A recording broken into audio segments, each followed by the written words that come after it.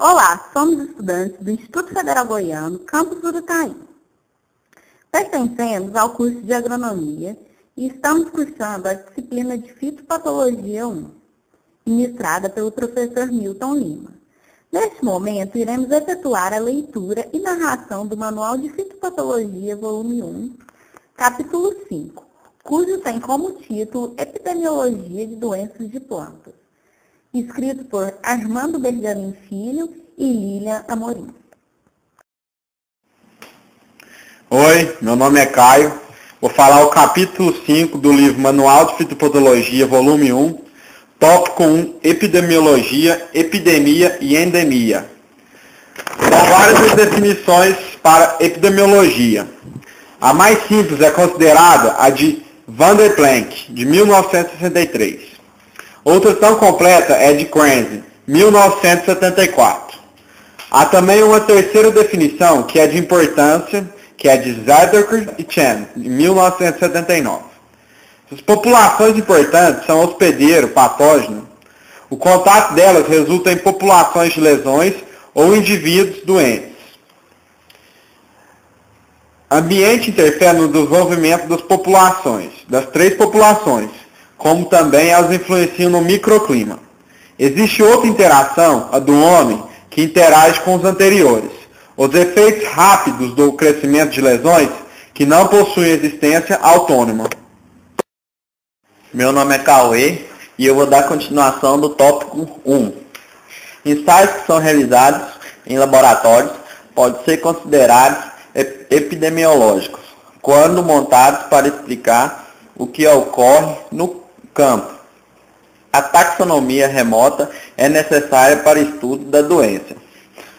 Um princípio básico para o balanço da quantidade de doenças são infecções e remoção, mesmo sendo os opostos.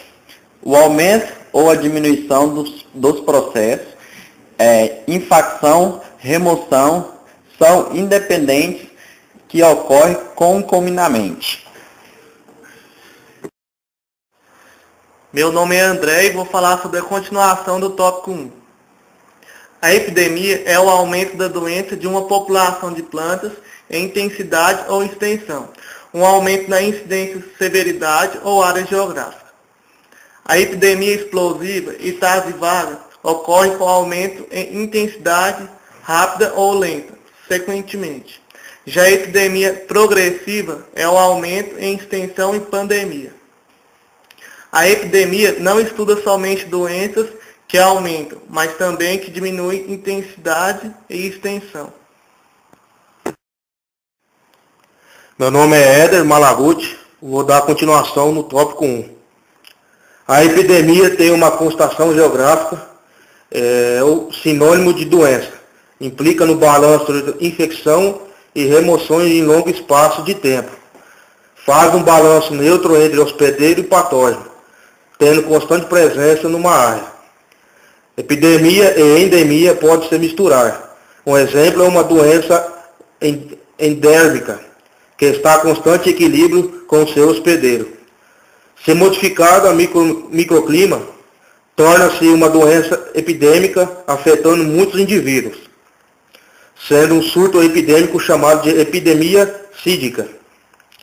A epidemia poliética precisa de muitos anos para apresentar aumento na intensidade da doença. Meu nome é Lucas Damasceno, eu vou falar sobre a parte 2 do capítulo 5 do Manual de Fitopatologia, volume 1. A epidemiologia opera a nível de população de patógeno e hospedeiro. O contato delas permite o cálculo da população de lesões. Epidemiologia não trata só populações, mas também um nível abaixo ou do número de esporos produzidos em uma lesão em uma temperatura, ajudando a compreender o nível de população. Para melhor entender uma epidemia, estudando uma comunidade, observamos o comportamento patógeno hospedeiro. O aumento e diminuição da população pode ser em função da interação de populações, como insetos e plantas daninhas. Em síntese, a epidemiologia é a ciência das populações em cruzamento com a fitopatologia, que é voltada para a resolução de problemas com a ecologia. Meu nome é José Carlos, vou apresentar o tópico Epidemias ou Monociclo, do capítulo 5 do Manual de Fitopatologia, volume 1. Bom, a doença é considerada a interação de uma única planta com um único patógeno. Seu resultado é aparecimento de lesão, que é típico de uma doença hipotética. O monociclo ocorre dentro do lapso de um único ciclo de infecção. Há algumas regras para definir o ciclo da infecção. Depende da visão do pesquisador, tanto conceitual como de seus objetivos, e também da disponibilidade dos dados. Considerando o caso da ferrugem, ela produz esporos em pústulas, levado pelo vento até o hospedeiro, germinarão, penetrarão e formarão novas lesões. Meu nome é Maico Moreira e eu irei dar continuidade a tópico 3, epidemias com monociclo. Considerando o caso da ferrugem, produz esporos em pústulas, levado pelo vento até o hospedeiro, germinarão, penetrarão e formarão novas lesões. Doenças envolvem processos que envolvem entre si taxas de mudança e tempo. O tempo no ciclo permite definir períodos, sendo eles período de incubação, que é o tempo decorrido entre patógeno na superfície do hospedeiro e aparecimento de sintomas. Período latente, sendo o tempo do patógeno na superfície do hospedeiro, com aparecimento de sinais, e por fim o período infeccioso, é o tempo em que a lesão produz estruturas reprodutivas.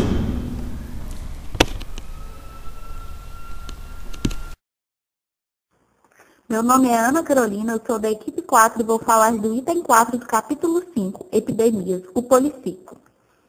O policiclo constitui a superposição de ciclos de infecção, chamado de cadeia de infecção. A cadeia de infecção caracteriza-se na ocorrência de diversos ciclos da infecção do patógeno durante um único ciclo do cultivo do hospedeiro. Os juros compostos são chamados de cadeias de infecção. Um exemplo para as doenças de juros compostos é a ferrugem do feijoeiro. Seu agente causal, Uromyces apendiculatus. Em condições favoráveis, produz a geração a cada 2 dias. O crescimento dessa doença assemelha-se a capital aplicado de um investimento na renda de juros compostos. Nessas doenças de juros compostos, doentes produzem inóculo para novas plantas doentes durante o ciclo. Um exemplo para doença de juro simples é a murcha do tomateiro, causada pelo Fusarium oxyporum FSP lycopersicens, que coloniza o interior do xilema das plantas infectadas. Seu inóculo está confinado ao interior da planta. O ciclo do hospedeiro há semelhança com o crescimento do capital aplicado, investimento de renda de juros simples. Os ganhos não rendem novos juros. O aumento do número das plantas doentes, do ciclo e da cultura pela gradativa infecção de raízes, onde encontra o inóculo. A equação que representa juros compostos é 2x dividido por dt igual a rx, onde 2x dividido por dt é a velocidade do aumento de doenças e x a quantidade de doença, r taxa de infecção. A equação de juros simples é determinada pela equação dx sobre dt, que é igual a qr, que é a quantidade de inóculo existente, R a taxa de infecção. O produto QR é o número de infecções bem-sucedidas. Essas equações formam curvas de crescimento exponenciais e lineares. Essas curvas apresentam a diferença do progresso das doenças observadas no campo. Esses modelos de curva assumem a quantidade em que a doença pode crescer até o infinito. O crescimento dos seres vivos é limitado perante os processos biológicos. devido à disponibilidade de nutrientes. Desta forma, as doenças de plantas não podem crescer infinitamente, pois os tecidos dos hospedeiros é finito. Desta forma, as doenças não podem crescer infinitamente. Assim, existe uma equação de correção para o crescimento. dx sobre dt igual a rx, 1 menos x. A integração dela produz ln de x sobre 1 menos x igual a ln de x0 sobre 1 menos x0 mais rt.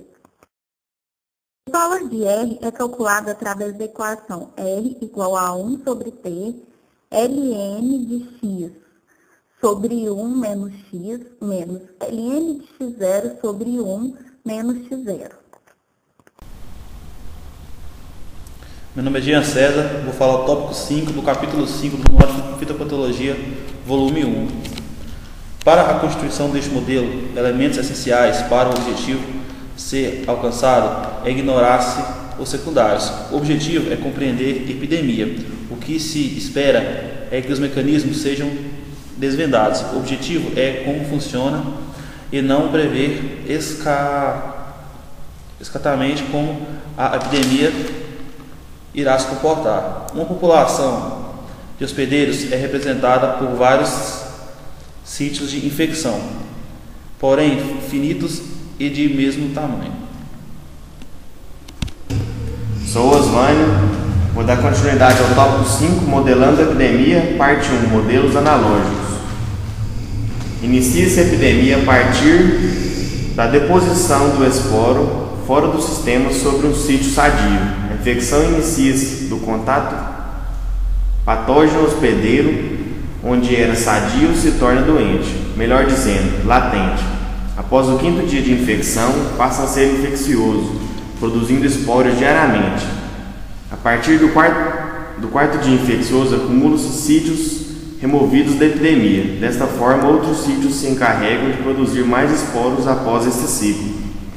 Havendo um hospedeiro mais resistente, aumentando-se o período latente de 8 para 4 dias, quantificando os efeitos de alterações de todos os parâmetros, pode-se realizar facilmente a curva do progresso da epidemia com suas 3 leis, que controlam o crescimento. A epidemia comportando-se com 4 tipos de tecidos: o latente, infeccioso, removido e sadio. Esses estão representando o tecido doente. Capítulo 5, tópico 5, parte 2. No período latente de 4 dias, um período infeccioso de 1 dia produz curva de severidade de doença. Cada degrau representa um múltiplo de número de esporos efetivos diários. Os sítios infecciosos são presentes a cada 4 dias e a curva dos removidos segue a severidade defasada no tempo. A curva de severidade transforma-se de situação muda bastante com I igual a 2. 5.2. Agora que o computador chegou.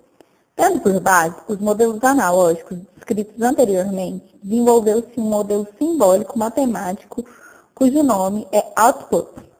São inputs do modelo dos seguintes parâmetros: A. Dias de simulações N.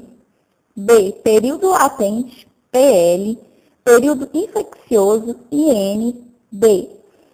Quantidade de tecido disponível ou número de sítios sadios H. E. Produção de esporos efetivos no dia CM. Utilizando-se os valores de N igual a 20, PL igual a 4, IN igual a 4 e H igual a 100.000 e CM igual a 2,52, que são os dias considerados no bloco 5.1, chega-se que os resultados idênticos aos da tabela 5.2 para o número de sítios latentes infecciosos, removidos e infectados totais. Note que cá, como lá, a infecção de sítios sadios ocorre no mesmo dia em que os esporos são produzidos. Muitas das simulações mostram neste capítulo que podem ser feitas utilizando-se esses simples modelos de epidemia. Os valores de P e de RC alteram a velocidade da epidemia. Ao contrário do senso comum, os valores crescentes de I após um certo limite não influenciam na velocidade do crescimento. Os valores de I superiores a 4 praticamente não têm efeito sobre a cinética epidêmica. O padrão da esporulação infecciosa tem influência do desenvolvimento da epidemia. A esporulação concentrada no início do período infeccioso traz à epidemia maior velocidade de crescimento. Box 5.3. Períodos infecciosos de longa duração. Desperdício ou necessidade. Zadowski, 1971, foi o primeiro a chamar a atenção para o fato aparentemente surpreendente. Após um certo limite, períodos infecciosos mais longos em nada contribuem para aumentar a velocidade da epidemia. O modelo de Camargo e Bergamin Filho também leva à mesma conclusão. Em vista disso, como explicar que muitos fungos apresentam períodos infecciosos superiores a várias dezenas de dias? Fucsinia recondita, por exemplo, chega a 70. Sobrevivência é a palavra-chave. Com um período infeccioso curto, o patógeno corre o risco de desaparecer. Caso condições climáticas desfavoráveis, a infecção perderem por um tempo igual ou superior a I mais P. Modelos de simulação podem, como se vê, em segundos capturar alguns dos segredos que governam a natureza. Zadok e Skene, 1979, diferenciam simuladores de princípios gerais, desenvolvimento de epidemias no mundo real. No primeiro caso, os simuladores geralmente produzem bons resultados. Já no segundo, pode-se dizer que ainda falta percorrer um caminho longo, considerando bons resultados.